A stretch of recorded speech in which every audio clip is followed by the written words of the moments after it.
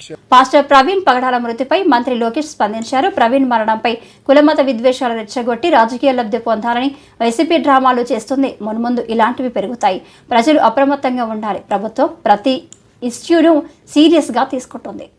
మాతో ధీటుగా పోటీ పడలేక కుల మత ప్రాంత విభేదాలు రెచ్చగొట్టి రాజకీయ లబ్ధి పొందాలనేది వైకాపా లక్ష్యం.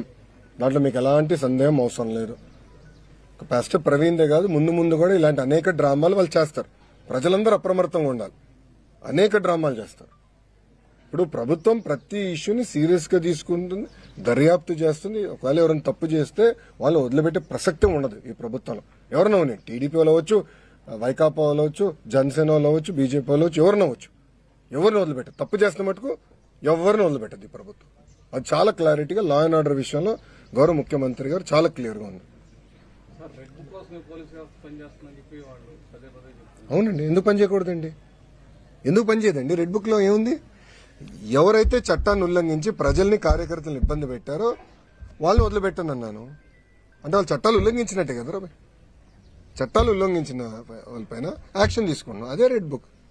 యాక్షన్ తీసుకుంటాం, దాంట్లో ఎలాంటి డౌట్ లేదు. ఇది రాజారెడ్డి రాజ్యాంగం కాదండి. గేట్లకి తాళాలు కడతాం, ఏం తప్పు చేయనోడి పైన దొంగ కేసులు పెడతాం. అది ఎప్పుడు చేయలేదు. ఈరోజు జగన్మోహన్ రెడ్డి గారు ఫ్రీగా తిరగట్లేదు. Z+ సెక్యూరిటీ ఉందండి. అరే పవన్ అన్న కన్నా ఎక్కువ సెక్యూరిటీ ఉంది ఆయనకి. భలే ఉన్నారు. పవన్ అన్న కన్నా ఎక్కువ సెక్యూరిటీ ఆయనకు ఉంది. పవన్ అన్న classification Z category, Jaganmohan Reddy గారికి Z+. ప్రభుత్వమే బుల్లెట్ ప్రూఫ్ వాహనం ఇచ్చి, ఆయన ఆంధ్ర రాష్ట్రంలో ఎక్కడ తిరిగినా ప్రభుత్వమే బుల్లెట్ ప్రూఫ్ వాహనం ఇచ్చి వెళ్ళిస్తుంది. ఏనాడు ఆయన గేటుకి మేము తాడు కట్టలేదే, ఏనాడు ఆయన చేయాల్సిన కార్యక్రమం మేము అడ్డుపడలేదే, పర్మిషన్ కూడా మేము పోలేదే.